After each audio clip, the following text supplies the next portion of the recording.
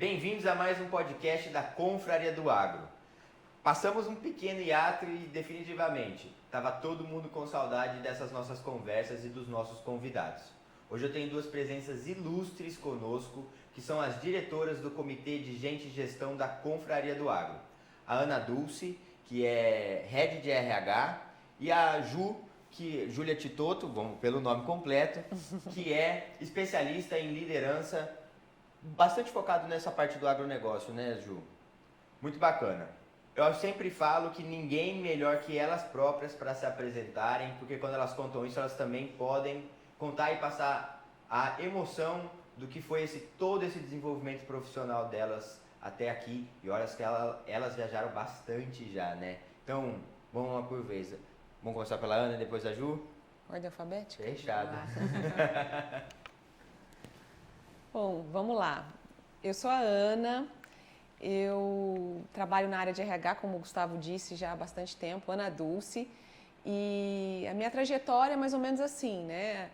Eu decidi fazer psicologia lá atrás, há muito tempo atrás, não vou falar quanto tempo, porque senão eu denuncio a minha idade. E aí fui fazer psicologia achando que eu ia trabalhar com criança. Achava que eu ia trabalhar com criança. Até fiz alguns estágios e tudo mais na área infantil, mas aí no último ano da minha faculdade eu vi um estágio lá no painel da faculdade. Na minha época existia um mural na faculdade e as vagas de estágio ficavam lá no mural da faculdade.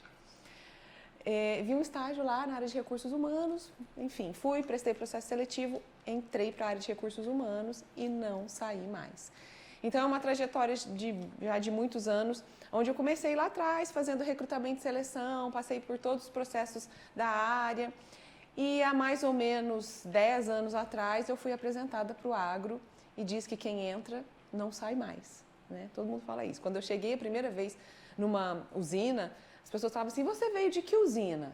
E eu não tinha vindo de usina nenhuma, eu estava debutando na área de RH em usina. Primeiro as pessoas falavam, ih, não vai dar conta, né? Aí depois falava, se gostar não sai mais. E aí acho que é isso mesmo, já faz 10 anos, aí mais de 10 anos que eu estou à frente, né, do processo de recursos humanos de uma usina. É um processo enorme, a gente tem mais de 4.000 funcionários das usinas. A menor usina acho que não tem menos que 2.000 funcionários, né? A usina que eu estou hoje são 4.000 funcionários, eu tenho um time de quase 30 pessoas que eu lidero diretamente.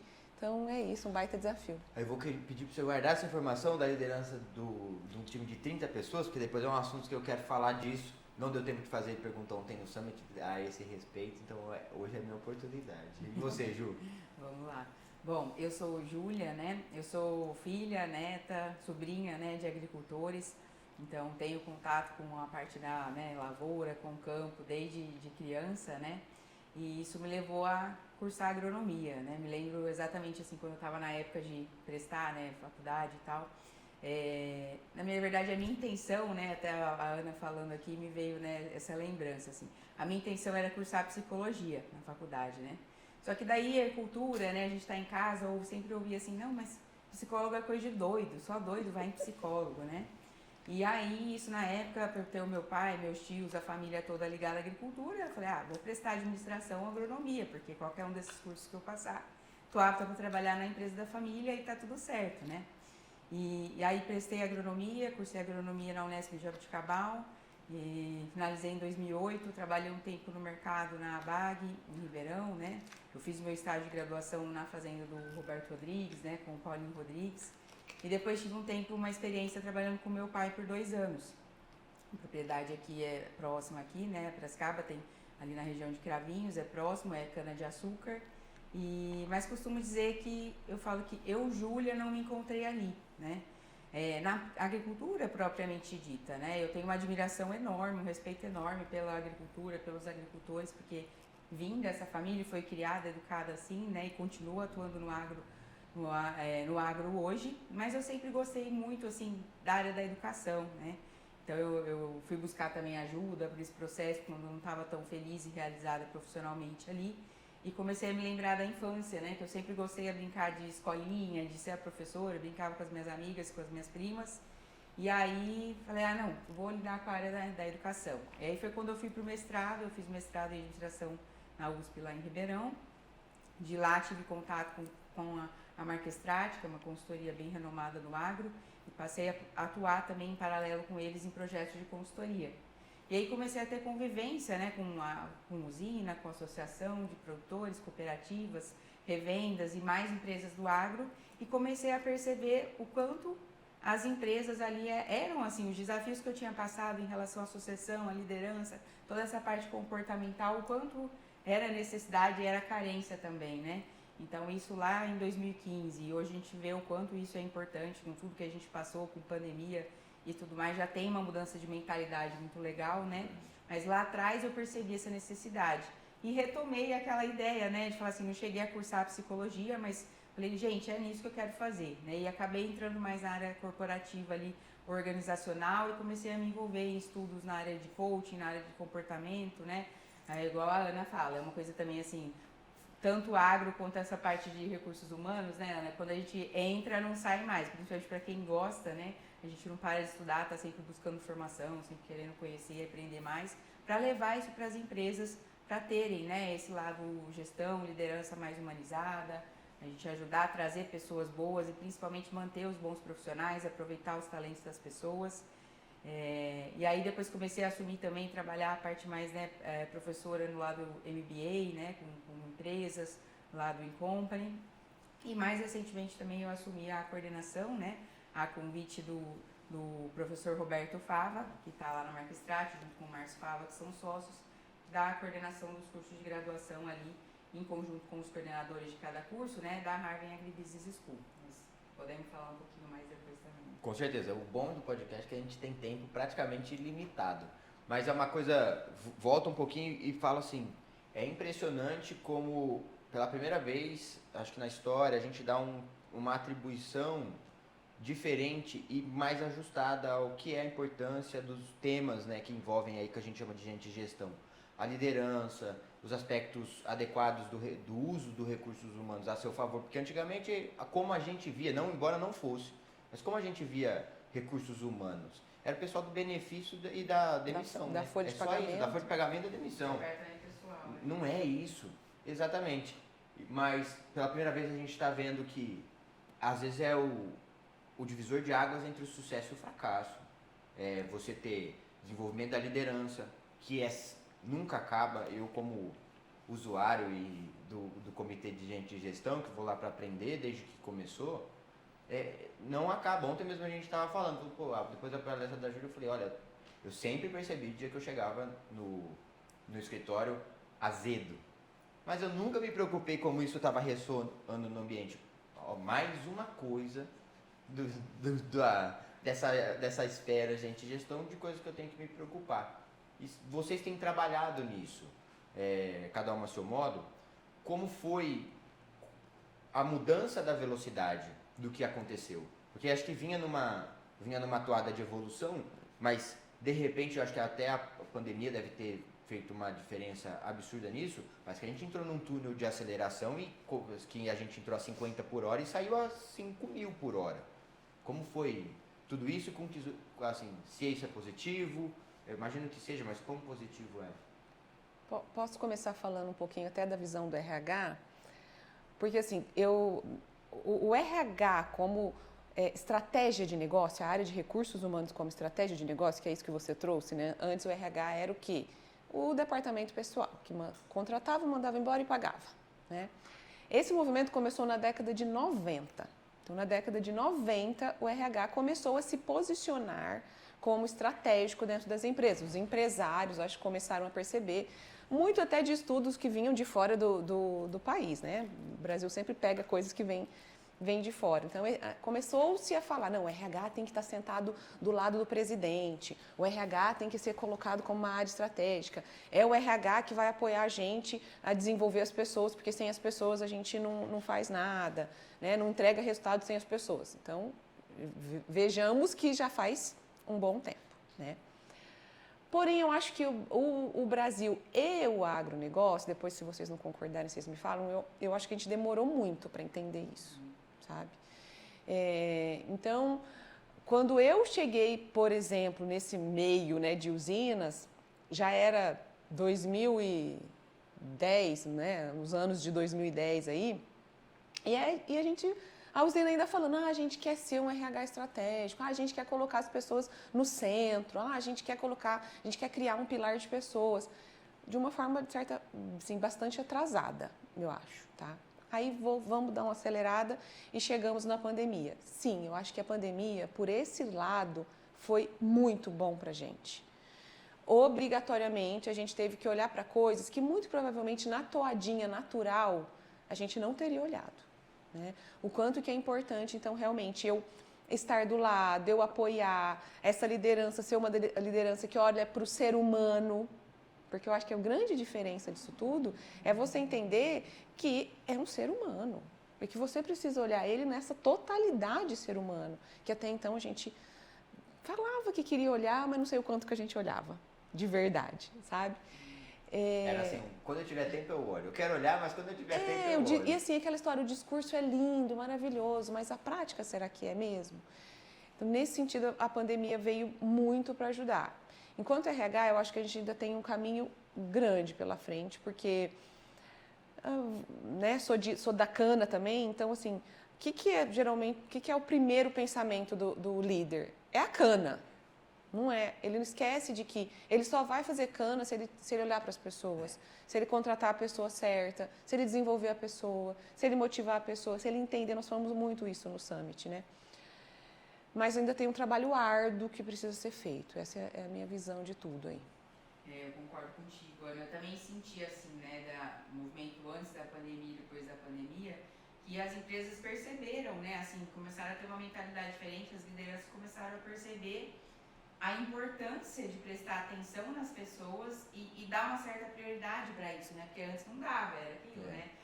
Principalmente o agro, a gente teve, né, um investimento muito forte, assim, em tecnologia, em processos, foi evoluindo, só que, né, poxa, quem está por trás lá de tocar as tecnologias, né, um sistema novo que você coloca lá nas máquinas para agricultura de precisão, quem vai estar operando, quem vai estar mexendo, são as pessoas elas estão sendo preparadas para isso, né, então começou a se dar uma atenção maior e uma prioridade maior em investir na capacitação, né, então a gente vê que já teve um movimento de, né, com a pandemia, das empresas passarem a investir e dar mais prioridade em relação às pessoas. O que é muito bacana. Mas também concordo que tem ainda também um longo caminho pela frente, né? Até porque a gente ouve, o que a gente mais ouve está em contato no dia a dia com gestores, né? No dia a dia, com treinamento, a Ana também provavelmente na usina ouve, né? Assim, o quanto está difícil hoje encontrar profissionais qualificados no mercado, né? Para todas as vagas. Então, está difícil encontrar e, querendo ou não, a gente tem uma certa limitação hoje também que não dá mais para minha percepção, não sei se para vocês faz sentido isso, né? Não dá também para a gente esperar hoje vir uma boa formação de escola, de faculdade, né, porque é o governo, tem coisas que não dependem da gente, né? E aí, então as empresas estão passando a assumir esse protagonismo de ajudar e de investir no desenvolvimento das pessoas, né?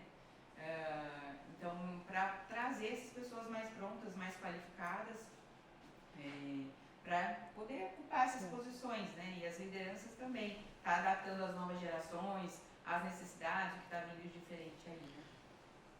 Não, achei que você ia falar alguma coisa. Quero. Pode falar. Não, que a Júlia ontem comentou ontem no Summit, né? Deixa eu sintonizar aqui pro pessoal, né? A história da educação, né? O quanto que nós vamos ter que rever o nosso modelo educacional. Cada vez mais, gente, eu tenho certeza absoluta que este modelo de educação, que foi o seu, o meu, o do meu pai, da minha mãe, do meu avô, esse, tá né? sendo hoje. Né? Não é o modelo que a gente precisa para o futuro.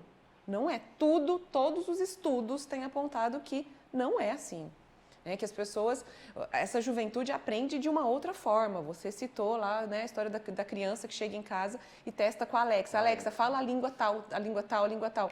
Gente, e a escola está naquele modelinho tradicional dos aluninhos tudo sentadinho assim, e um professor lá na frente falando, e decora e faz prova.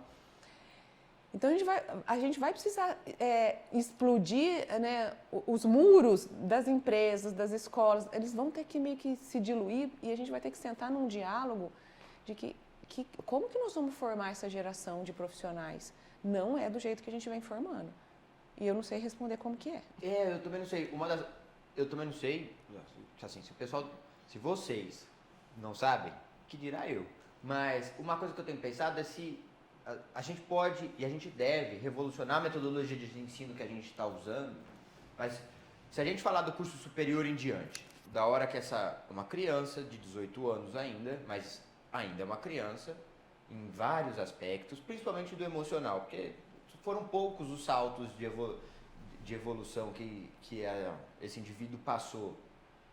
Mas tem espaço dentro dessa formação, que é a primeira formação profissional, seja ela técnica ou de ensino superior, tem espaço para a gente atribuir dentro daquele ambiente esses aulas, porque não vai deixar de ser aula, a forma de aprendizado é essa, que cubra essas lacunas da liderança, da inteligência emocional, da gestão de pessoas, ou a gente vai ter que aliar mais outros recursos a esse tipo de educação, porque, ao que me parece, aí eu estou dando minha opinião, é uma esfera do conhecimento e do aprendizado que está muito mais atrelado ao lifelong learning do que qualquer outra capacidade.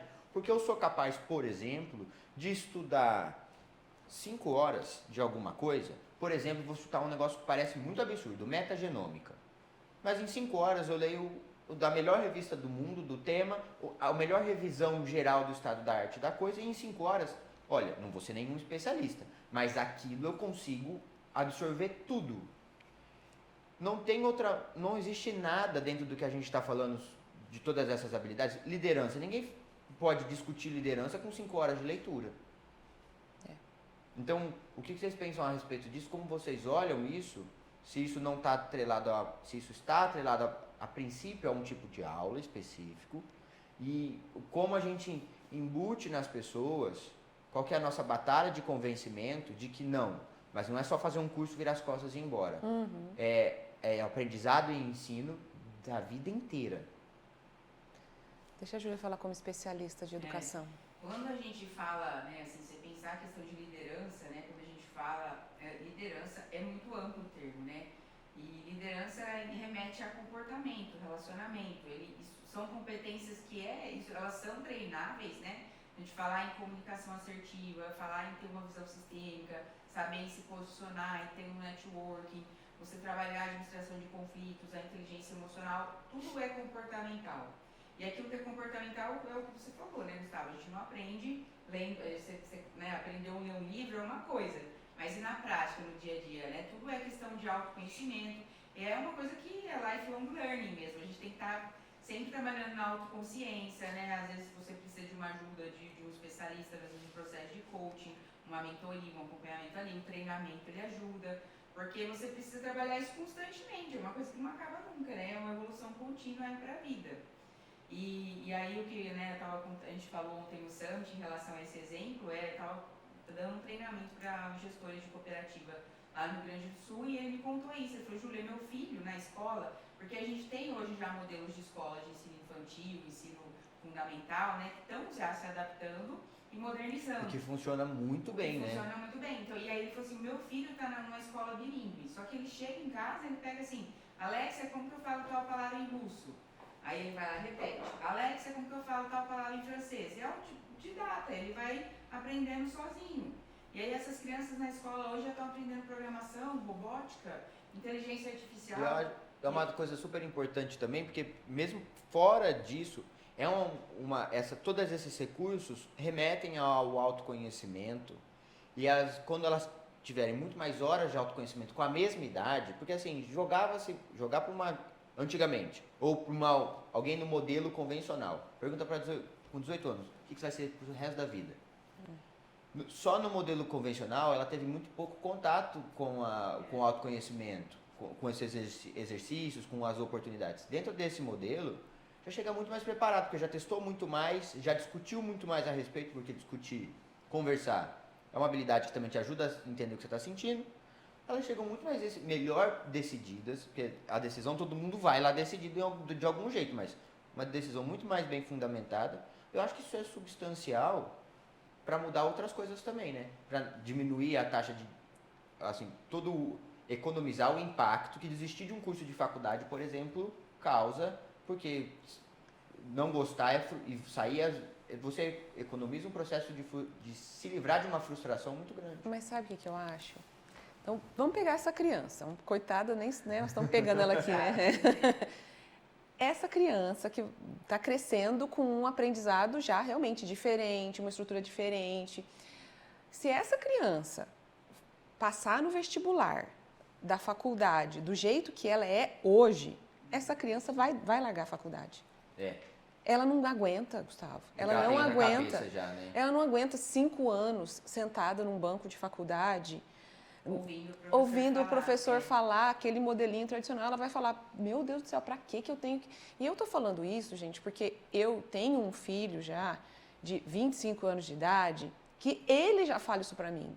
Meu filho passou numa das melhores faculdades que existe, né, hoje no Brasil, e ele tá com a faculdade trancada. Porque ele fala, mãe, não entra na minha cabeça ficar sentado 4 horas por dia, vendo aquele cara falar aquelas coisas, que é o que... meu brinco, caiu a tarraxa. E a gente tentou ficar quietinho. Não entra na minha cabeça ficar sentado 4 horas por dia no banco da faculdade, vendo um negócio que se eu chegar aqui em casa, é o que você falou, que se eu chegar aqui em casa, eu leio, eu vejo o vídeo no YouTube, e em 2 horas eu sei aquilo que aquele cara está falando. Não entra na minha cabeça. Então, se a gente continuar com esse modelo, a próxima geração não vai aguentar isso. Então, nós temos que rever o modelo educacional. Em 5 anos, já existem vários estudos que falam, se você entra num vestibular 5 anos depois, muita da coisa que você aprendeu no primeiro ano não existe, você não vai usar. Você não vai usar para nada. Tem um livro que, inclusive, desculpa te cortar, Ju, mas chama... A tradução livre seria Destravando a Criatividade. Ele fez um estudo dos processos de criatividade, mas da concepção à implementação massiva. E o que ele descobriu, inclusive, já é o prefácio do livro, que é um material, inclusive, que eu já estou garantindo. Vai vir para a confraria, porque ele não tem traduzido, e nós vamos colocar um jeito de entregar ele em português. Mas 20 anos é o tempo que uma descoberta disruptiva demora para alcançar as massas. Sabe por quê? Porque quem está ensinando não está aprendendo, inclusive. Ele virou professor daquela matéria e ele vai perpetuar aquela matéria por 20 anos, aquele aprendizado que ele ensina, por 20 anos, que é o tempo de vida útil de professor dele, de difusor de tecnologia e conhecimento. E o cara que aprendeu antes soma isso de outros lugares, quando ele não é às vezes até o inventor, quem descobriu ou inventou aquilo, e aí passa-se por mais 20 anos. Então tem gaps de 20 anos de coisas que poderiam estar sendo implementadas muito antes, mas o nosso modelo de ensino também está atrelado a um modelo de aprendizado que transcende só o ambiente acadêmico, de escola, faculdade, aprimoramento técnico, e que a gente está deixando muita oportunidade passar por conta disso. E aí isso é muito legal, né? Porque a gente começou assim, se deparar, estudar, né, com essa realidade que está vindo aí de criança, né, os adolescentes, os jovens, e principalmente a gente começou a se deparar isso, né? E quando surgiu, né, a proposta da Harvard, que ela é, né, uma sociedade ali, uma joint venture, que o professor Marcos Fava Neves e o Dr. Chaim, né? Mas a gente começou a estudar e se deparar com isso, e a gente falou assim, como é que a gente vai trabalhar, né? Pensando que ainda temos no terceiro colegial pessoas que vêm um pouco ainda no modelo de educação que nós tivemos. Com certeza. Mas a gente daí já tem que começar a se preparar para isso, né? E aí a gente traz essa mudança de mentalidade que não é o ensino, né? Porque assim, o ensino é o professor passando conteúdo, e esse modelo já não funciona mais. Então a metodologia, a gente começou a buscar estudar modelos de fora, né? De outros países que funcionam, e a gente trabalhar com esse modelo, é uma metodologia ativa de aprendizagem, que o modelo é como você coloca o aluno no centro, ele é o protagonista. Então você trabalhar com o processo que ele vai buscar de maneira ativa e de maneira para onde ele quer ir, o que ele aprender, né? Então você vai ensinar para ele metodologias para isso. Então, assim, só complementando, né, Gustavo, dentro da sala de aula não adianta, assim, vai ter matéria de disciplina de matemática, curso de administração, vai ter, só que a gente vai colocar um caso real de empresa, né? Lá a gente vai trabalhar bastante com dinâmicas focadas no curso em agronegócios. Então, colocar algum case real que use a matemática no dia a dia que ele precisa decidir, e ele vai resolver o problema. E quer ver uma coisa? O professor vai orientando, facilitando o processo. Não sei se vocês Mas percebem eles vão isso. trabalhar, né? Mas cada caso é um caso, inclusive para nós mesmos. Assim, tem matérias que eu sou dependente de ver um professor falar. Tem matérias que eu sou para aprender, funciona aprendendo só lendo. Eu tenho que pegar as coisas e ler daquilo lá. De outro modo, tem ainda coisa que para fazer eu preciso de um exercício proposto. Eu não preciso ter contato com a teoria. Eu quero ir na prática como é que eu faço isso num ambiente controlado. E deixa eu pegar um gancho disso aí, agora trazendo para o mundo corporativo, né? Então, no mundo corporativo, a gente fala, por exemplo, de flexibilidade, de trabalho híbrido, de diversidade. Ok, então se é diversidade, é exatamente isso que você está falando. Eu preciso ter modelos de ensino diverso. Eu preciso ter flexibilidade na minha forma de aprender. Então, olha como que existe, assim, parece que são mundos que não conversam e deveriam conversar totalmente.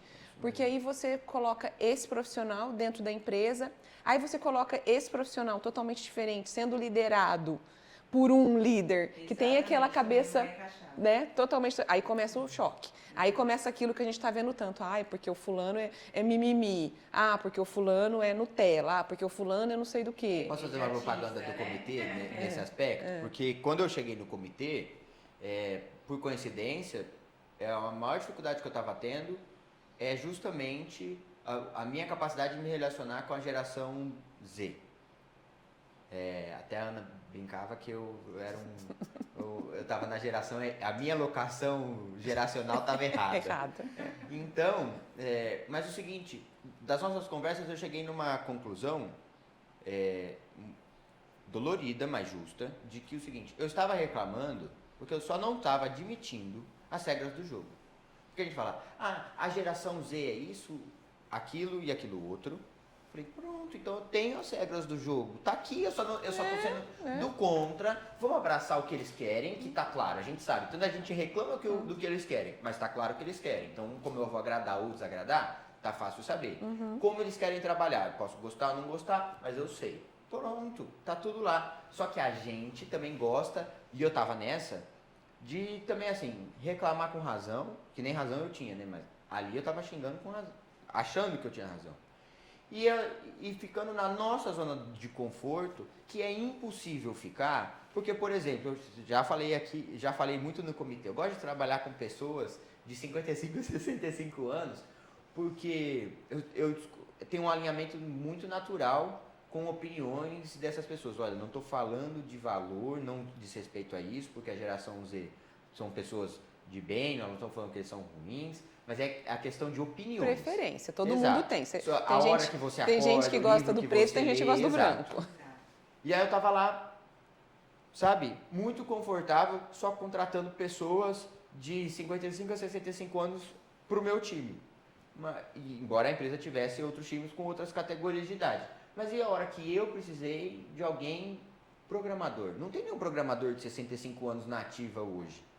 Até porque esses caras foram programadores num determinado nível, evoluíram, eles são hoje, estão chefes, diretores de outras coisas e abandonaram a programação faz tempo. Quando a gente olhou o programador, os programadores têm e é um negócio da faculdade, entra muito bem, de 17, eles já estão entrando no mercado de trabalho. Não tem faculdade. Exatamente, a gente viu um menino, a gente conversou é um menino, porque ele tinha 18 anos, e ele tem trabalho lastreado em comunidade internacional de programador de site, de que eles vão pôr nas coisas que eles programam desde os 14 anos. Ele começou a programar com 12, ao 14 ele fazia coisa elaborada com 14 anos. E ele estava lá procurando emprego. Ele falou, em faculdade? Ele falou, não, faculdade eu estou fazendo ciência da computação só até só porque alguma empresa vai me pedir, não, né? Da minha mãe. Da minha mãe. Ele falou, porque minha mãe me obrigou, mas assim, eu cheguei num ponto que aquilo que a faculdade está ensinando está muito atrasado. Olha isso. Então eu não preciso, nesse momento, ele estava no segundo ano, nesse momento eu não preciso nem na aula. Eu estou vendo que pela grade eu só vou ter que começar a assistir as aulas que eram no noturno, a partir dos 3 últimos semestres. Então ele ia fazer o primeiro, o segundo e a metade do terceiro ano sem ir na aula, porque ele era capaz, porque ele trabalhava, de fazer aquelas provas. E nós vamos repeti-lo por falta? na sala de aula? Não sei. Mas assim, e aí eu tive dificuldade com essa geração, porque eu estava colocando a minha metodologia de estímulo e de recompensa para eles, e não estava funcionando. Aí a gente conversou, no outro dia eu implementei a nova, baseado naquilo, uma nova forma de funcionar, de conversar e de ter expectativa com aquela geração. Tem funcionado. Olha só. Olha aí, isso é, né? Mas a gente também tem que... Mas dói. Porque eu gosto muito do meu jeito, é o jeito que eu fiz. E aí a gente tava falando ontem no Sam, né? O que eu fiz, mas não é do jeito que eu fiz, não é assim que eu repeti, porque eu nunca programei. Mas a gente tem um apego com a maneira como a gente naturalmente se desenvolveu e não quer largar. Depois que a gente se acostuma a largar, acho que deve ficando mais fácil. Com 60 anos eu volto, eu vou ser confrassaldo, como a gente falou ontem, né? Daí eu vou falar assim, já ficou automático. Mas é difícil, tem hora, se desapegar, mesmo quando a gente não tem razão. Aí eu me pergunto, a questão geracional é culpa deles? É culpa nossa? É meiada essa culpa? Eu não sei. Eu acho que não é culpa. Acho que não tem. Olha, já começa daí. Eu tenho uma visão assim, eu vejo que. Eu brinquei com isso ontem, né? Eu falei, tem hora que a gente aparece assim, que é como se os gestores eles pegam e falam assim, e quisessem pedir, Deus, para de mandar criança e jovem muito diferente de mim. Tem que mandar gente igual a mim, que é mais fácil de lidar. Mas isso não vai acontecer, né? É um pedido que não vai acontecer, é o que está vindo pra gente, e a gente como professor, em sala de aula, tem que se adaptar também, como gestor, como líder, como pais, mãe, a gente tem que se adaptar com essa geração que está vindo, e a gente tem que entender as necessidades deles, saber como a gente vai fazer isso encaixar. Então eu até falo que assim, por isso que hoje você está numa posição de gestão, ser líder, é muito desafiador e tem que ser uma escolha diária. Porque eu brinco assim, às vezes em treinamento, eu falo assim, peço para a pessoa se apresentar, né? Falo, o seu nome, sua posição, quantas pessoas tem no seu time e por que você escolheu ser líder, né? Aí as pessoas respondem as 3 primeiras, assim, essa pergunta do porquê ser líder, tem uns que fogem da pergunta e tem uns que falam assim, eu não escolhi, aconteceu, né? Me convidaram para ser gerente um dia. Ia ganhar mais, né? Você tem um status de gerente. E você não ganha mais sem liderar pessoas, nunca? Exato. E aí eu falei, tá, mas você podia ter dito sim ou não pro convite. Você disse sim? Disse sim, então você fez uma escolha. Apesar de que muitas vezes você estava enxergando só o bônus, às vezes de estar ali, né? Que é o status, o salário maior, mas que isso também traz mais responsabilidade. E teve até uma fala da Caroline ontem no Summit que eu achei muito legal, porque ela falou assim, eu acho que isso tem que ser uma mentalidade de todo mundo que está em cargos de liderança. Que ela falou assim, olha, eu tenho que aprender e gostar de querer entender de pessoas. Então, quando pega gestor e fala assim, nossa, Júlia, lidar com pessoas é difícil demais, nossa, é um bicho estranho, né? Você vai falando assim, mas então, se você pensa assim, tá na posição errada, porque não tem jeito, você vai ter que lidar com pessoas. Esse é o seu papel, né? A sua responsabilidade ali. Então, aprender a lidar com pessoas e gostar e querer estudar comportamento humano, entender, né? Assim, eu vejo que tem muito disso, né? Porque a gente vai ter que se adaptar, não tem jeito, né? Não, eu pegar o gancho da culpa, né? A gente gosta de falar que é culpa, né? Líder adora, né? Quem fez isso aqui? Não é tipo, o que aconteceu? Vamos resolver. Quem fez? Para achar um culpado, né? Como que eu acho que a gente minimamente resolve essa história? É respeitando. O problema é que, vamos pegar o seu caso, né? A história que você trouxe, que eu acho que ilustra super bem. Você não queria respeitar que aquela pessoa é diferente de você, tem necessidades diferentes de você, se motiva com coisas diferentes de você. A gente tem a tendência natural de achar que para o outro serve a mesma coisa que eu. E aquela fala que acho que você falou ontem, né? Tipo, eu vou fazer para o outro o que eu quero para mim. Mas às vezes o outro não quer o que você quer para você. Exato. Né? Até uma das coisas que eu falo muito, isso aí fica muito... Para pôr em pé de igualdade, é a questão do empreendedorismo. Porque a gente está numa fase do mundo que muita coisa se vende para o empreendedor, e se promove e se coloca-se o empreendedor num pedestal enorme.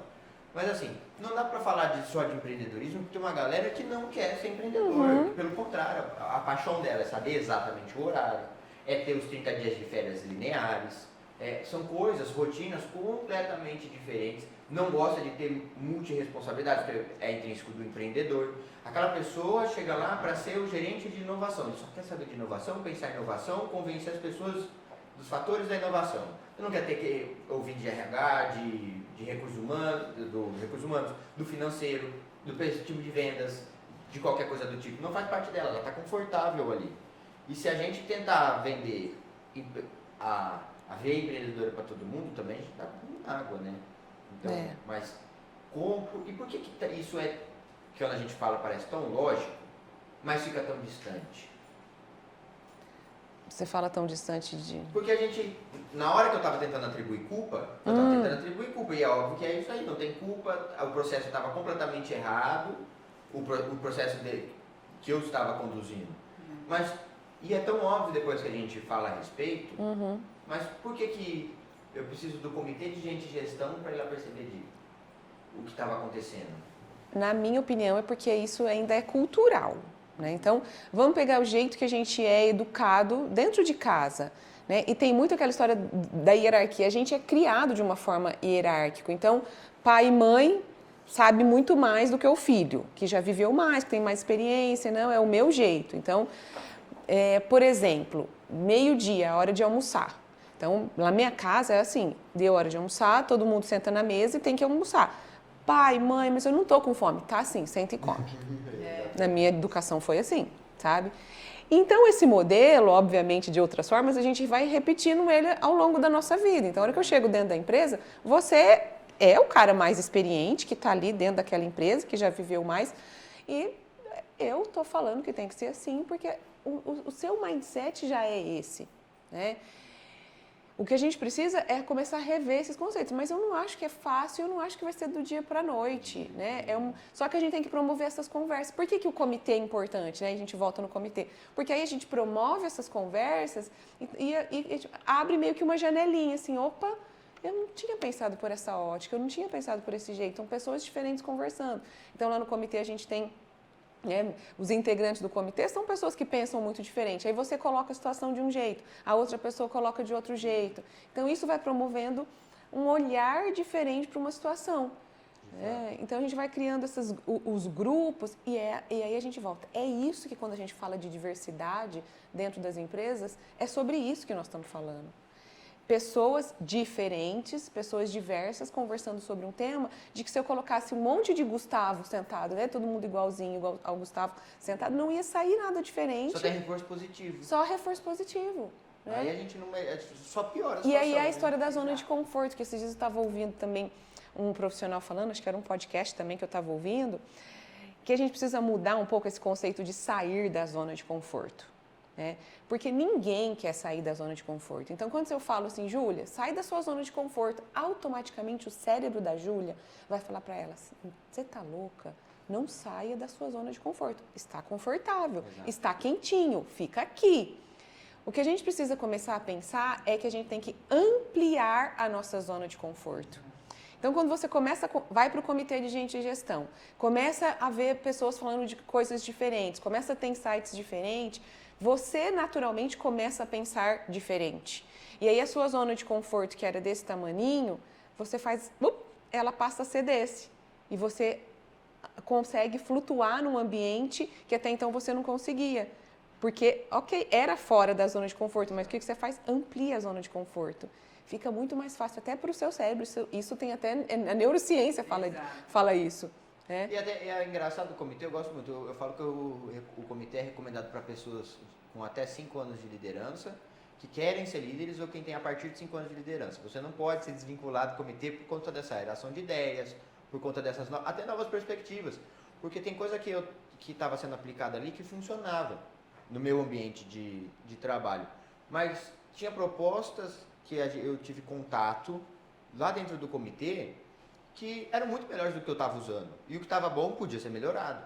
Só que se eu não estivesse conversando dentro do comitê, primeiro porque como estava funcionando não ia me incomodar. Não tem urgência na melhora porque está funcionando, isso aqui não vão parar para discutir nunca. E segundo, porque é isso. Eu nunca consegui encontrar essas palavras, a Ana foi assim, precisa, cirúrgica. Amplia-se a zona de conforto. Eu estou mais aberto a saber que eu errei, que não ficou bom, ou eu consigo, às vezes não preciso do feedback, eu sou capaz de me dar esse feedback a partir de agora, porque eu estou mais desperto para esse tema.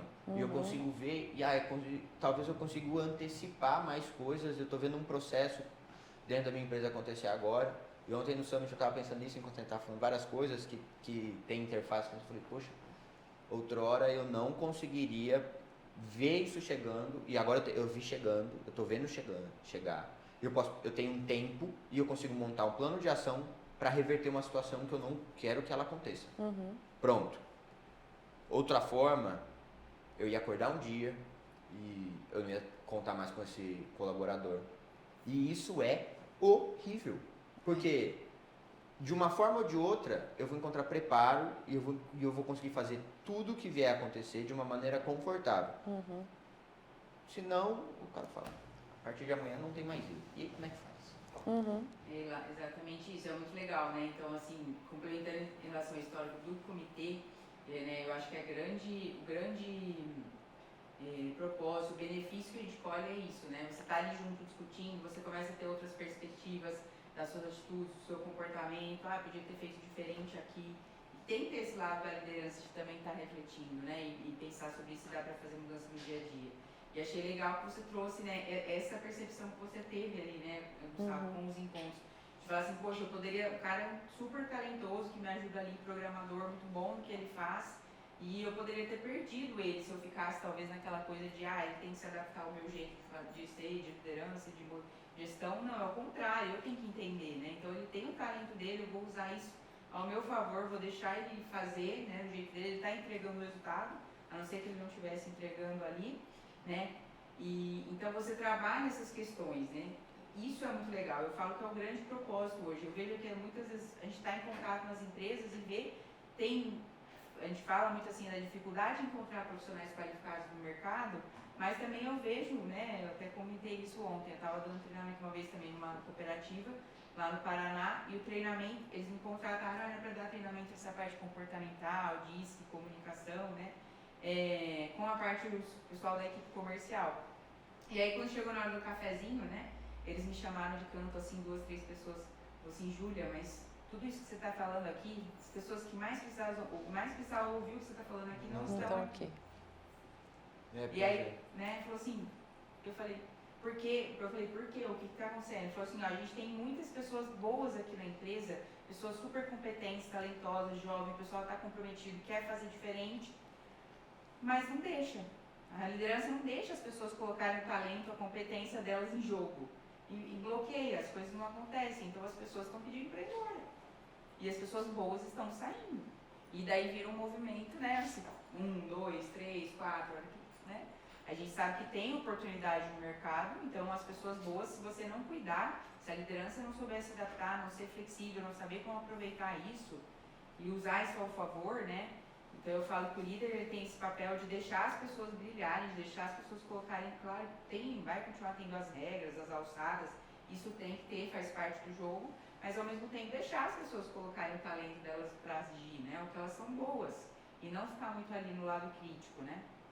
Então acho que isso é um ponto super positivo que você trouxe, que você percebeu, porque é isso, as pessoas querem ser desafiadas, elas querem, né, desafios novos, querem ter autonomia para decisão, principalmente aquelas que já têm um certo tempo de experiência, já tem mais maturidade, então não vai aquele jeito que a gente tinha do manda quem pode, obedece quem tem juízo, né, que é o lado nas organizações ali, o gerente, o gestor, o chefe dá ordem, a pessoa vai lá e fica operacionalizando, que vira um robozinho, né, só cumpre ordens, não funciona mais, não vai funcionar daqui para frente. Até porque, assim, hoje eu vejo a liderança com muito mais coisas do que antigamente para fazer. E aí eu estava até falando com a Ana ontem. No papel, num cargo de liderança hoje, eu não consigo estar em todos os lugares ao mesmo tempo e eu nem quero. Eu não consigo saber tudo que estão esperando de mim, nem quero. Para isso eu conto com um time. Para que eu vou ficar me desgastando e aprender, por exemplo, programação front-end, que é um negócio que hoje a pessoa dentro da empresa que olha para isso, ela falou, não, eu vou aprender. Eu falei, você vai aprender e você vai... Ele falou, não, eu vou responder por isso. Porque eu não tenho tempo, não tenho disposição, não quero abrir mão do meu final de semana, do meu descanso, para ir aprender front-end daqui do meu lugar, do meu exercício de engenheiro agrônomo. Front-end é uma parte específica dentro do ambiente de programação.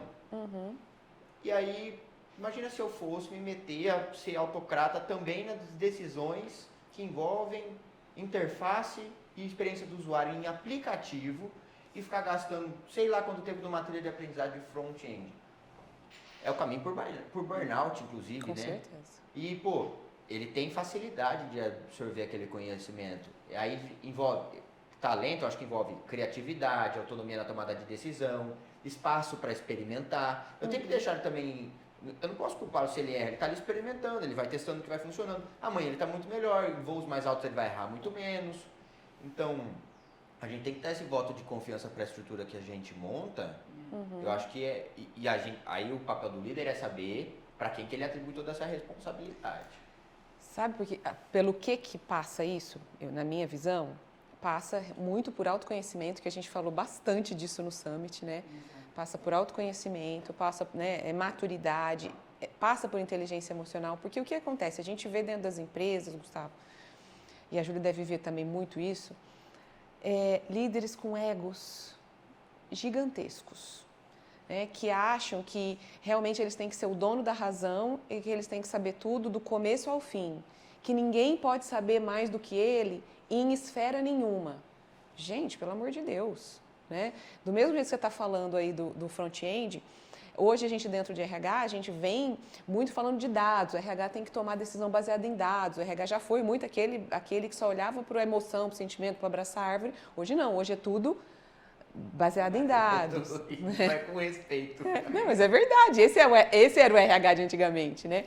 Ainda existem alguns, mas Deus me livre. E aí a gente usa muito hoje o quê? Power BI, é o queridinho do momento, né? Você tem que ter lá um dashboard de Power BI com todos os dados possíveis e impossíveis da empresa, dos 4.000 funcionários lá que eu falei, para cruzar informação, blá, blá, blá. Tem especialistas em Power BI. Ok, eu sou a gerente da área de recursos humanos. Eu quero sentar e montar dashboard de Power BI? Não. Deixa aí. Não. Né? Eu quero que alguém na minha equipe consiga fazer isso muito bem, me entregue tudo certinho, bonitinho, para eu e algumas outras pessoas do meu time analisarmos, tomarmos decisões, montarmos os planos. Né? Só que ainda tem muito líder que acha que tem que saber tudo. E sabe o que eu vejo também? Esses dias eu estava na usina e uma pessoa veio conversar comigo, um funcionário da indústria, e ele veio conversar comigo para falar que uma pessoa tinha sido promovida para um cargo de liderança, mas aquela pessoa não sabia operar tal máquina assim, assim, assado. Como que ele pode ser líder? Então, olha o viés que muitos ainda têm. A gente ovaciona maestro, por exemplo, de orquestra sinfônica quando ele é brilhante. Ele com certeza não sabe tocar todos os instrumentos. Ele toca um violino, toca um piano, toca um cello, ele aprendeu um instrumento, quando muito dois, e depois ele é maestro. É outra capacidade. Ele precisa orquestrar um time. Ele não precisa ser substituto. Ele não está lá para ser substituto quando o cara que toca flauta transversal tem uma dor de barriga e não pode se apresentar. Não é isso. Então, assim, passa muito por isso, né, pelo começo da fala, por autoconhecimento, por maturidade, por inteligência emocional, para saber que, bichão, você não tem que saber tudo, você não tem que ser o rei, né, dali que sabe tudo do começo ao fim e bate o cedro lá e fala, é assim que eu tô mandando. Mas a gente ainda tem muito essa liderança, não tem, Ju? Tem. É assim, eu vejo, né, muita líder, assim, eu falei um pouco sobre isso também ontem no Summit, né, que é a questão do excesso de controle, né, e esse microgerenciamento. Tem líder que, aí, por exemplo, a pessoa da equipe às vezes não fez do jeito que ele esperava que fosse, né, mas muitas vezes a pessoa também não foi clara e assertiva na comunicação, da forma como ele pediu a tarefa, né, só que ele fala assim, não, eu mesmo vou pegar e vou fazer e vou resolver. E aí, com isso, você não está ajudando o time a desenvolver, e às vezes você está pegando de um, pegando de outro, vai lá, quando você entra no operacional, na execução, você já deixou de ser líder. Você voltou para a cadeira lá embaixo que você pegou para fazer. E aí, isso você já fala assim, para que contrata as pessoas, então? Né? Não precisava de ninguém na equipe, você vai pegar para fazer tudo, né? Não deixa as pessoas fazerem.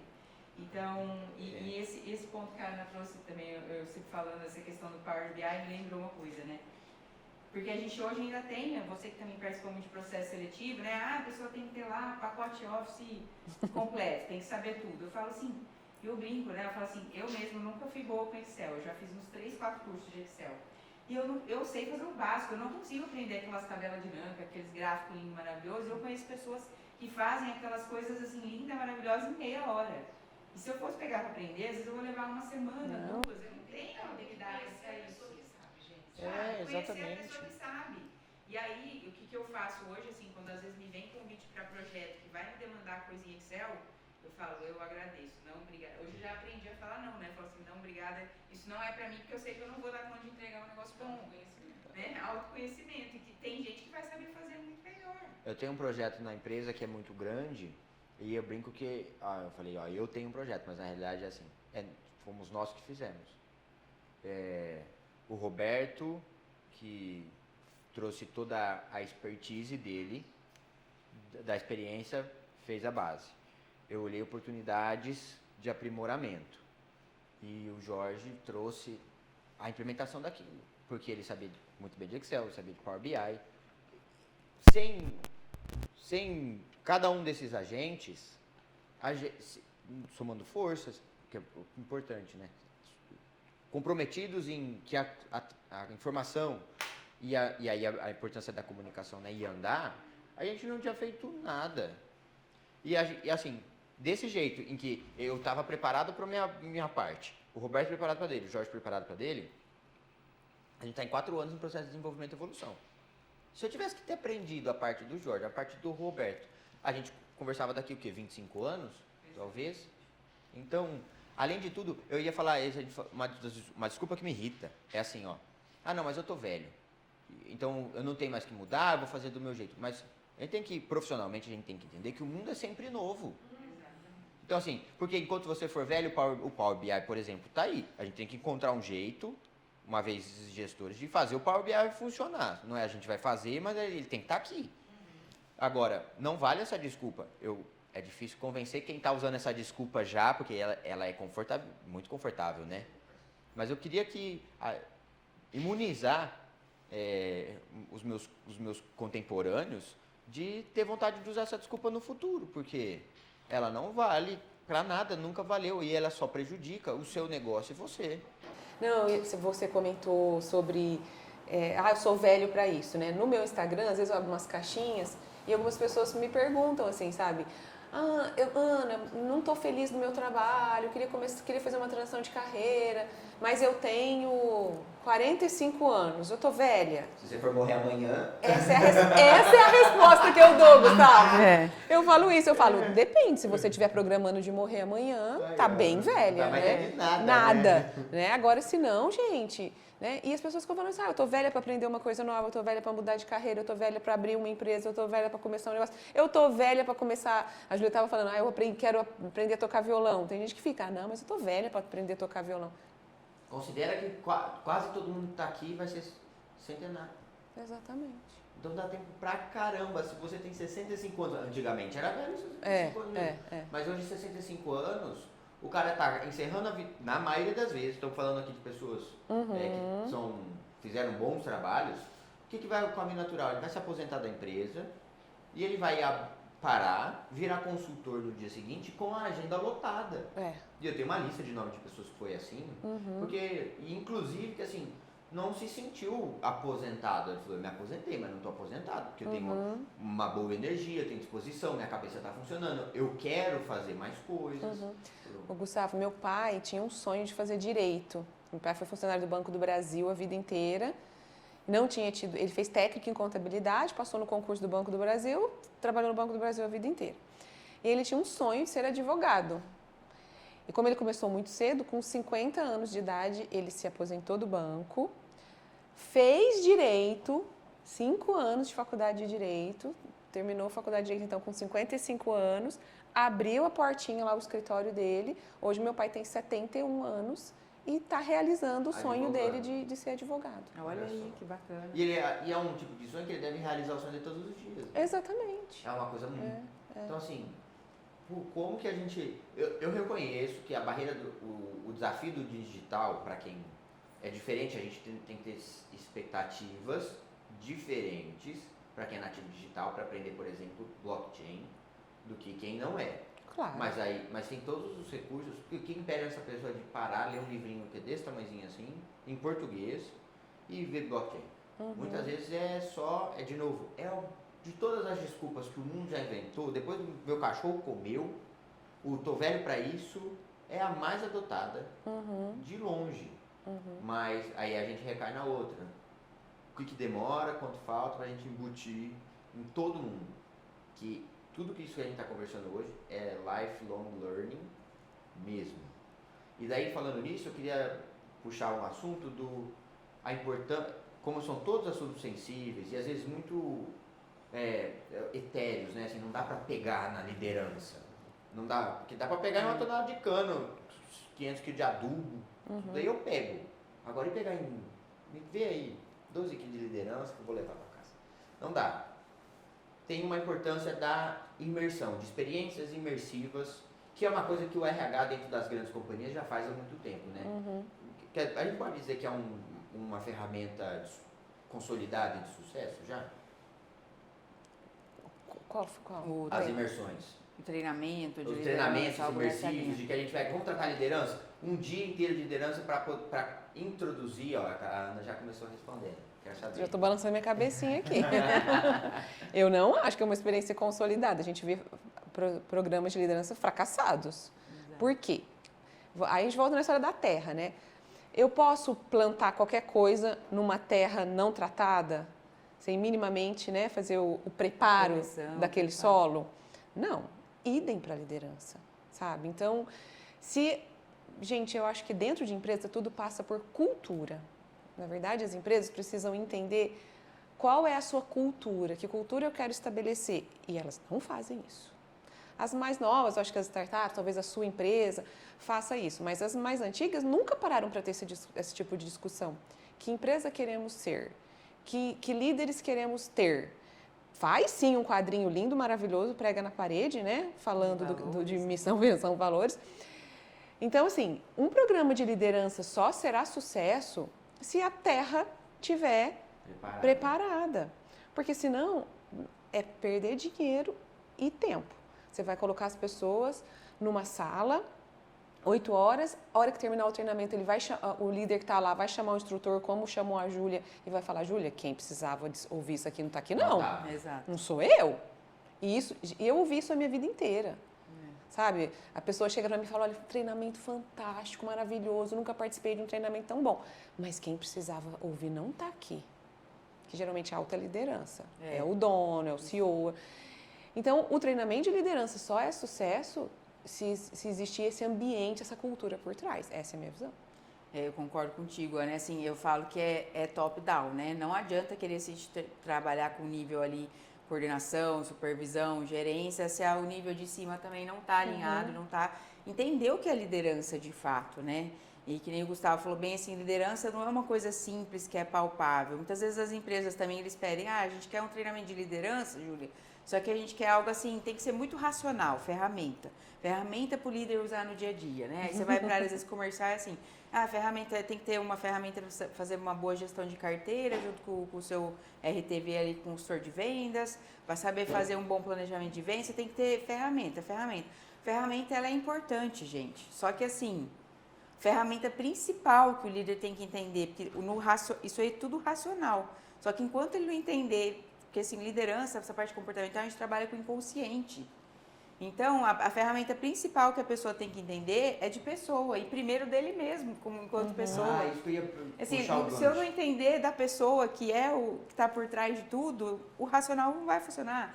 Eu até falo assim, é a mesma coisa que, por exemplo, né, a gente, sei lá, né, vamos supor assim, eu, por exemplo, estou tentando passar por um processo de emagrecimento, né, aí você vai no acompanhamento da nutricionista, ela vai falar assim para você, olha, a gente já sabe, né? A gente ouve aquilo que a gente já sabe, né? Tem que diminuir doce, diminuir cerveja, diminuir o pão, beleza. Agora é racional. Agora o que está tipo, na atitude, o se eu vou fazer ou não, está envolvido o quê? Emocional. E a liderança no dia a dia é a mesma coisa. Vai lá e fala assim pro líder, olha, você tem que dar o feedback usando a técnica do sanduíche assim, assim, assado. Mesma coisa que nada, se ele não entender se ele não saber lidar com as emoções, com a inteligência emocional. Então, assim, trabalhar, por isso que no treinamento a gente usa muito de dinâmica, a gente usa da metodologia vivencial, a gente coloca situações de jogos para trazer situações que eles vivenciam no dia a dia e eles entenderem do inconsciente para o consciente que a postura dele está errada. A partir do momento que cai essa ficha, é onde ele muda o comportamento. Quer Então dizer, não adianta começa sempre com o próprio indivíduo, o né? próprio indivíduo. Com o É próprio isso. indivíduo. Eu gosto muito disso, porque a gente tem visto as coisas acontecerem. O Summit, de novo, e eu vou fazer um disclaimer aqui, porque a gente falou muito de Summit. O Summit, a gente está falando do Summit de 2023. Ó, vou até falar olhando para a câmera aqui, mas fica tranquilo que a gente já garantiu, a confraria já garantiu o Summit 2024. Ele acontece em setembro, então siga a gente nas redes sociais, tanto aqui no YouTube quanto no @confraria do agro. A gente vai lançando todas as informações, já tem bastante spoiler para a gente passar nos próximos dias, já do próximo Summit, então fique de olho e nos acompanhe por lá para ficar por dentro e não perder nada esse ano. Mas é muito engraçado como a gente faz esse assunto que a gente tem falado de liderança, de gestão de pessoas, de autoconhecimento, são coisas que retumbam na sua rotina todos os dias, né? E outra coisa que eu queria, que eu tenho notado, é que eu falei, poxa, é verdade, como não é só, você não consegue desenvolver só de uma maneira, não é só um treinamento, tem muitos treinamentos envolvidos, e aí eu falo assim, como que eu posso pensar em montar um plano de ação próprio para esse desenvolvimento? Porque daqui até só dessa uma hora que a gente conversou, a gente já tem uma infinidade de tópicos que estão separados, mas que fazem parte do mesmo balaio, imensa.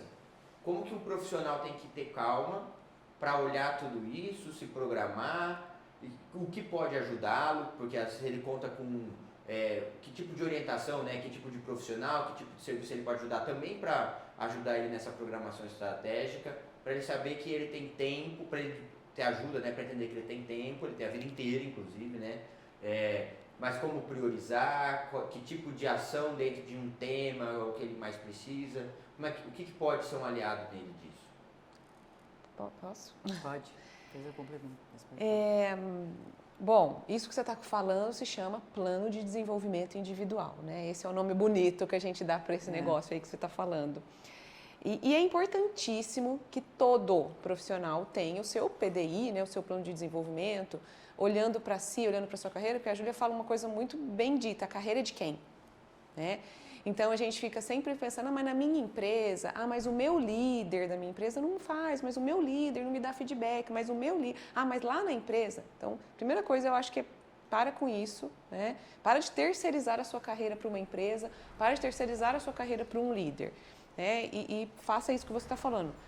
Estruture o seu plano de desenvolvimento. Hoje em dia, sabe, as ferramentas que eu tenho visto que tem funcionado bastante e que os profissionais estão usando, as pessoas às vezes acham que é moda, mas eu não acho que é moda, é a mentoria, você buscar um profissional para te mentorar ou fazer um coaching, né? O coaching já vem sendo falado há mais tempo, mas tem muita gente que fica assim, lá vem vocês, né? Já vem vocês da área de recursos humanos, já vem vocês falar de coaching ou falar de mentoria. Gente, quando você tem alguém do seu lado que já passou por aquela experiência, que já estudou, que já quebrou a cara, porque no final das contas, aquela pessoa que está ali com você é alguém que já passou por isso e já quebrou a cara. Né? Está experimentado. Já está experimentado. Exato. Então, eu acredito que isso funciona bastante. Né? E às vezes a gente vê, eu faço mentoria, a Júlia faz coaching, né? Depois a Júlia vai falar, e eu vejo que quando chega uma pessoa para mim, às vezes ela está achando que o direcionamento da carreira dela é por aqui. Com algumas técnicas, com alguns exercícios que a gente faz, ela já, uma sessão depois, ela já fala, nossa, eu cheguei aqui achando que era para cá, e com isso aqui que você me fez refletir, não é para cá. Eu estava indo totalmente para o lugar errado, estava indo para o caminho errado. Você consegue, através de ferramentas, fazer com que a pessoa reflita, amarre tudo, né? Em pacote, eu costumo dizer isso. Faz um pacote mais bonito, mais organizado e siga o caminho dela. Sabe uma coisa que eu vejo muito importante? Porque eu vejo muita gente que acaba a graduação, por exemplo, daí quando começa a crescer na carreira, vai lá e faz um MBA. E aí sai do MBA extremamente frustrado, porque não aprendeu aquilo que queria. Mas, assim, na falta de um planejamento, também não foi nem olhar se a promessa do MBA era resolver o problema que ele tinha. Ele achou lá que não, porque meu chefe, meu diretor, meu coordenador tem MBA e meu coordenador tem o que eu preciso desenvolver bem desenvolvido. Aí, logo, eu vou para o MBA. Mas quem falou que ele desenvolveu aquilo no MBA? Exatamente. Eu, como professora de MBA, né, eu falo que assim, eu dou a última disciplina do curso, né? Geralmente é um curso de um ano e meio, 2 anos, né? E aí os alunos já estão terminando o curso, já pensando no próximo MBA que eles vão fazer. Aí tem dia que eu pego e falo assim, mas peraí, tudo que você aprendeu nesse 1 ano e meio, quanto do que você aprendeu você já aplicou no seu dia a dia no trabalho? Às vezes nada. Aí a pessoa fala assim, ih, professor, nem 10%. Eu falo, então pra que vai fazer outra agora? Só tá gastando dinheiro. Primeiro você tem que... Não é o certificado lá do diploma do MBA que vai te dar um salário Mas maior, aí é tá a muito prática eu da vejo aplicação. mudar, que mas você ele tá fizer. muito apegado também, assim, por exemplo, quem tem uma carreira executiva, que acaba trocando mais de emprego, acaba caindo em funis de seleção de currículo, por exemplo. Isso ainda tem um peso que não deveria ter. Mas, nossa, se ele tem 4 MBAs, ele é muito melhor do que o cara que Tá tem mudando, um viu, MBA. Gustavo? É isso que ele tá falando, tá mudando, né? Tá Mas mudando. por um tempo, foi assim. É. De quem garantiu, se o cara foi lá, só bateu o cartão em 4 MBAs versus um cara que fez um MBA, por exemplo, quem está mais preparado? Porque receber informação, ainda mais no mundo de hoje, a gente faz isso o tempo inteiro, no Instagram, na televisão, no YouTube, conversando com as outras pessoas, mas até você internalizar até aquela informação e utilizar, pôr aquilo em prática, às vezes vai tempo, porque... Até porque existe uma metodologia que a gente fala muito dentro das empresas, né, de desenvolvimento, que é o 70-20-10. Né? O que é o 70-20-10 para quem não sabe? É justamente, somente 10% do seu desenvolvimento vai ser com certificado. É isso aí. Só 10%. Os outros 20% é interação que você faz no dia a dia, por exemplo, job rotation, você experimentar áreas diferentes. E os 70% é você interagindo com quem já passou por aquilo. Né? É a prática, é o mão na massa. Principalmente o adulto aprende assim. É o networking. É o networking. Com as pessoas. E às vezes soluciona muito. É assim, a gente tava falando de mentoria, porque mentoria, hoje eu vejo, não é só de desenvolvimento pessoal, é uma coisa que transcende. Aí o cara, por exemplo, precisa às vezes tá com um problema de marketing. Ao invés de falar com a Aline, o cara quer ir lá e pagar a hora da Aline, vamos supor lá um projeto do fulano de tal, vamos mudar que a gente falou assim, um projeto de logística, uma mentoria de logística, o cara vem e te cobra 15 mil reais. Você fala, muito caro. Porque o curso de logística vai custar 2 mil só. E daí eu vou saber fazer. Só que tem 2 mil do curso. O tempo que a sua hora que podia fazer outra coisa, aprendendo aquele material, mais o que você vai errar, porque o cara que cobrou 15 já está experimentado, sabe todo o caminho das pedras. No final das contas, essa economia porca custou e vale para tudo. A gente tem que fazer essa avaliação mais completa, porque se você tentando, custou 30. Se você tivesse usado de um artifício de alguém experimentado, custava só 15. E não é tudo isso, mas só isso. E a gente perde tempo no final das contas. É que ninguém faz essa conta, né? Tipo, do tempo. E o tempo é o bem mais precioso que a gente tem hoje, né? Mas ninguém faz a conta do tempo. Exato. Exato. Ninguém. Até você tocou na questão do treinamento que você falou, né? Que assim, o treinamento, mentoria, coaching, todos esses eles são metodologias de desenvolvimento, né? Cada um tem o seu propósito. E você fala assim, treinamento, vamos fazer um treinamento, a gente precisa trabalhar algumas competências de liderança com nível gerencial aqui na empresa. Então, você pode fazer um treinamento que faz esse nivelamento, esse trabalho de competências de base, do que é liderança, de qual é o papel do gestor na condução da equipe, que tem um lado não só de traçar a meta e conduzir a meta, mas tem um lado emocional, você tem a visão sistêmica, você tem a administração de conflitos, você tem o lado do líder coach, que é o de estimular o desenvolvimento da equipe, Você tem uma série de competências que você trabalha ali à base. Porque muitas vezes, eu estou falando isso porque muitas vezes a empresa, Júlia, você vai falar uma proposta de coach individual para, sei lá, 10 gerentes que eu tenho aqui. Mas às vezes não é não preparou a terra, é a história do preparo. O primeiro caminho não é o coaching. Partir do pressuposto que todos eles precisavam da mesma coisa. Exato, não é. Então, assim, vamos fazer um treinamento que a gente nivela a base, nivela o terreno e vai ser, Júlia, ó, desses 10 aqui, tem 6, 7 que eu já percebi mudança, né? O RH vai lá, já percebi mudança de postura, de comportamento, já tá show de bola. Mas tem uns 3 ali que eu vi que estão um pouco mais de dificuldade. Esses 3 precisam de um coach individual, um acompanhamento. É isso aí. Então, assim, é tudo muito customizado, não é uma coisa que você pode generalizar igual para todo mundo, entendeu? Para você identificar a metodologia correta, a forma de fazer, né?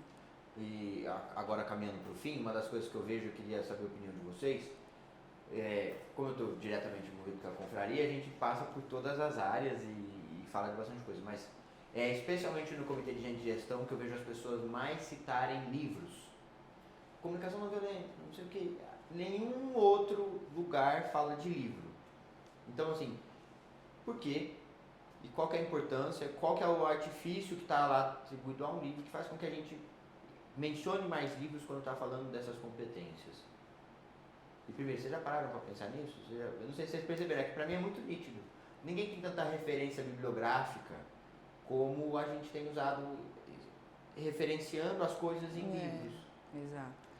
Talvez porque a gente esteja numa era muito do fazer, do rápido, né, do ágil. E o livro, querendo ou não, você tem que sentar, se dedicar. É um momento de... Né, a gente estava falando isso, né, que você tem que ficar lá em silêncio, né, e aí cada pessoa é de um jeito. Então, eu acho que isso, assim, do muito rápido, né? Então, por exemplo, quantos podcasts existem, se a gente for lá no Spotify, de resumo de livro? Nossa, Exato. Um monte, muitos. né? Eu nunca vi esse estudo, se alguém souber, tipo, se está diminuindo, por exemplo, muito a venda de livros, acho que deve estar, né? Diminuindo, porque a pessoa só vai e se contenta com o resumo. Eu, por exemplo, eu faço o contrário. Eu ouço o podcast do resumo para ver se vale a pena. Aí eu vou E pego o livro. e compro o livro. Uma boa ideia. Sabe?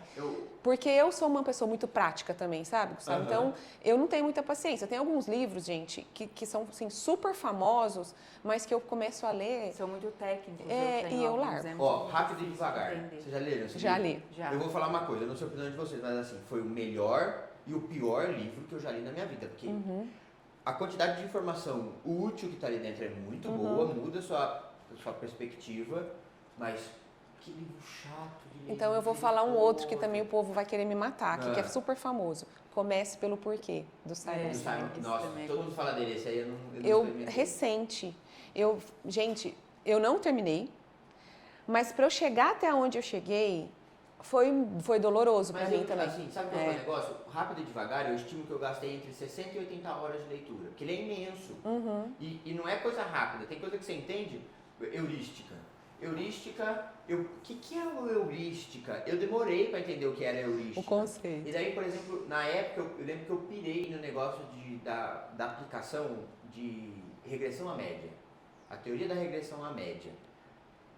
Então eu parei o livro, mas estava envolvido com o livro. Eu estudei um pouco mais da aplicação da teoria de regressão à média na neurociência, naquilo que ele estava discutindo, e depois voltei. Quer dizer, são 80 horas. Aí outro dia eu olhei, tinha um audiobook, resumo, em 12 minutos. Olha, inclusive tem o cara tem uma autoestima de garantir que ele resumiu 80 horas em 12 minutos, que é impressionante.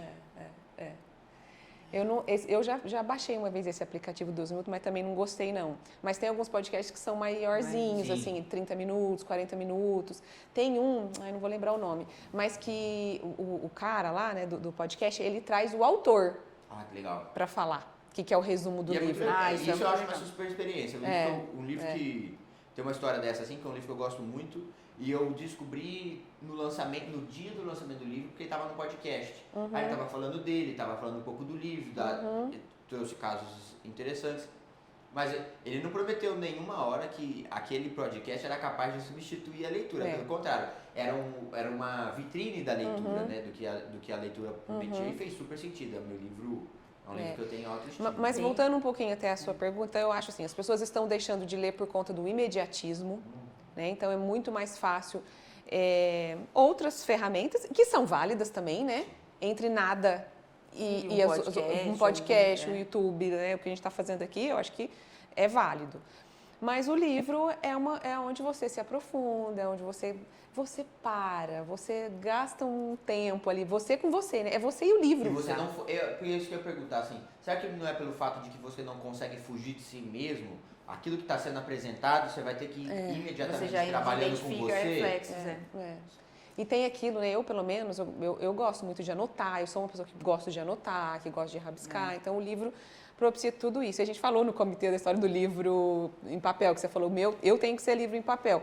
Eu uso bastante o livro em PDF, uso bastante, eu acostumei, mas eu tenho que ter um caderninho do lado, porque aí eu vou fazendo as anotações do insight. E tem uma coisa que eu vejo que tem funcionado bastante, tem funcionado para mim e para os auditivos, né? Porque tem a história de tem gente que aprende lendo, tem gente que lê. mais para ouvir também. O audiobook. Então, assim, aí não é resumo, nós não estamos Não, mais não, falando alguém de lê o resumo. livro pra você e você vai andando na estrada lá. Gente, esses dias eu pego, e como eu viajo bastante, e assim, eu leio os livros mais técnicos, mas de vez em quando eu falo, agora eu não quero ler um livro técnico. E aí eu estava assistindo um podcast e a pessoa do podcast falou assim, todo brasileiro tem que ler Carandiru. Eu não tinha lido Carandiru, do Drauzio Varela. Aham. Eu falei, nossa, eu não li Carandiru. E o cara que estava sendo entrevistado, nem lembro mais quem era, falando, todo brasileiro tem que ler Carandiru, porque é um reflexo da sua sociedade. Eu vou ler Carandiru. Desafiou, né? Aí eu falei, mas eu não vou ler, Carandiru, vou ver se tem o audiobook. E tem o audiobook lido pelo Drauzio Varela. É o Drauzio Varela lendo o livro. Gente, eu achei fantástico, foi até meio que terapêutico assim, para mim, porque é uma leitura que não é técnica, não estou falando de trabalho, mas ao mesmo tempo promove tantas reflexões. E eu aprendi coisas ali lendo Carandiru, da nossa sociedade, da política, da economia, que se eu não tivesse lido Carandiru, é uma bolha diferente da minha, né? Ler Carandiru. E, na verdade, eu não li, eu ouvi Carandiru. Então, funciona também para quem tem a facilidade do auditivo. E outra coisa, né? E não é perdido. Porque... Não, foram horas de viagem. Aproveitados. Eu falo sempre, eu gasto aí por mês. Ao invés de eu ouvir sertanejo, eu gasto umas 100 horas por mês na estrada. Pode ser um desperdício, porque você vive aquelas horas de estrada em prol da onde você está indo, ou dá para ser aproveitado dessa forma. Né? Eu não consigo conceber alguém lendo, sei lá, vou retomar o Rápido e Devagar, o Inteligência Emocional, são livros densos, e conseguir conceber tudo escutando enquanto dirige. Mas esse tipo de literatura, super possível você está provando que funciona. Para mim, né? Mas eu acho que tem muito isso, a pessoa tem que ter essa habilidade do auditivo. Porque as pessoas que são mais sinestésicas ou mesmo o visual têm muita dificuldade com ouvir, aí provavelmente não vai absorver. Tem uma coisa que você trouxe que é bem legal também, assim, eu já vi um estudo sobre isso uma vez e realmente eu acho que isso faz sentido, assim. Depende também muito do momento, do nível de maturidade que a gente está em relação a certos assuntos. Então, assim, pode ser que você lê um livro hoje, você vai ler daqui a um mês, você percebe coisas diferentes do mesmo livro que você não tinha captado, né? Então, assim, tem livros que, por exemplo, você pega o Como Fazer Amigo e Influenciar Pessoas, Nossa, eu adoro. Monge Executivo, que eu falo que são as bíblias da liderança. São livros que cada vez que você ouvir, cada vez que você lê, você pesca uma coisa de um aprendizado diferente. Então, eu acho que tem muito disso também, né? Tem hora que a gente, sei lá, às vezes não estou num momento que não consegui captar ou extrair o melhor daquele livro, a leitura não engatou, mas só pode ser que você pegue daqui 2 meses, vai ser outra coisa, outro movimento, né? Eu acho que isso funciona. A gente indicou lá no comitê o Líderes se servem primeiro, né? Líderes se serve por último. Serve por último, perdão. Por último. Do Simon Sinek também. É. E esse já é um que eu acho que, assim, todo mundo deveria ler. Tá na sua lista, né? Não, tá na lista não. Ele já tá na minha cabeceira. Ele comprou, ele tinha mandado PDF, ele comprou, lembra? Então, assim, eu tive dificuldade com Comece pelo Porquê, que é dele também. Mas o Líderes servem por último, eu acho que vale a pena. Eu tô acabando o Story Brand, porque eu tô numa mentoria que falou, não, você tem que parar tudo e ler Story Brand, porque a nossa mentoria não evolui enquanto você não tiver esses conhecimentos que estão ali no livro. E daí o próximo é esse, sugestão do comitê. Então, muito legal. E aí, acho assim, o resumo do que a gente falou hoje, eu acho até audacioso pelo tempo de conversa que a gente teve tentar resumir de novo, porque nem resumiu os 12 minutos. São várias camadas, então, para a gente poder trabalhar o desenvolvimento. Essa é a primeira coisa. A segunda coisa que eu acho importante é, cada um tem o seu, para algumas dessas nuances você precisa ler, para algumas dessas nuances você precisa de um treinamento e de uma imersão prática, vivencial, para alguma outra você precisa realmente não é diminuindo a importância, mas uma aula, né? Precisa sentar, ler, ter contato com aqueles conhecimentos técnicos através de um interlocutor E aí eu gosto, se eu estiver esquecendo alguma coisa, me fala, porque é muita coisa, mas gosto de ressaltar que a Confraria do Agro tem muitas iniciativas para solucionar e para contribuir com esse ambiente de desenvolvimento que eu gostei muito, aliás, a Summit de novo. Eu chamava de soft skills, nunca mais, power skills. Power skills. Então essas habilidades que têm muito poder na definição do nosso sucesso, né? Porque a gente fala, pô, sempre vai envolver virar ali ascensão na carreira com gerir pessoas. É inevitável. Você precisa abraçar isso quanto antes. E pô, se você ficar dando murro em ponta de faca, essa insistência, está limitando novas experiências, novas ascensões, está se limitando. Então eu gosto de lembrar que a confraria tem comitê, treinamento, videoaula, curso presencial, os cursos presenciais inclusive a gente tem mais alguns programados para esse ano, confere lá na nossa rede, mas a gente também já está trabalhando no calendário do ano que vem, essa aí é em primeira mão. A gente já está trabalhando no ano que vem para que a gente comece dia 1º de janeiro com todos os cursos dessa esteira de Power Skills definidos para o pessoal poder se programar e falar, olha, tal dia eu consigo estar nessa cidade para estar presencial, tal dia é melhor estar nessa. Eu vou me organizar aqui, ó, aqui vai ser o casamento da minha irmã, mas olha, no outro eu vou conseguir estar lá. Para não ser, da nossa parte, a nossa contribuição ser, ninguém precisar ficar sem. Só não faça se não é para você, mas se você sentir que é para você, tem lá comitê, treinamento, curso online, imersão presencial. Muito bom. Meninas, gostaria de agradecê-las. Obrigada. Muito obrigado. Obrigada. Mais que um prazer ter vocês conosco no nosso podcast, é ter vocês conosco no convívio da confraria, principalmente no comitê, que eu tinha que mudar para a escola de gente de gestão, que é muito aprendizado mesmo. É a escola do futuro e do presente, porque tem muito aprendizado, muita troca legal. E para quem quiser acompanhar vocês nas redes sociais, eu acho que cada uma tem um arroba, o tal do arroba é diferente, né? O da Ana é... Ana do RH, olha que facinho. Mas no LinkedIn? No LinkedIn é Ana Dulce Nunes. Pronto. E a Júlia? O meu é Júlia Titoto, @Júlia Titoto, né? Com 2 T's no segundo T. E no LinkedIn também, Júlia Titoto. Pra quem... Só para não ficar por fora, eu sou Gustavo Malimpense em todas as redes, mas o mais importante, a gente é @Confraria do Agro, em todas essas redes.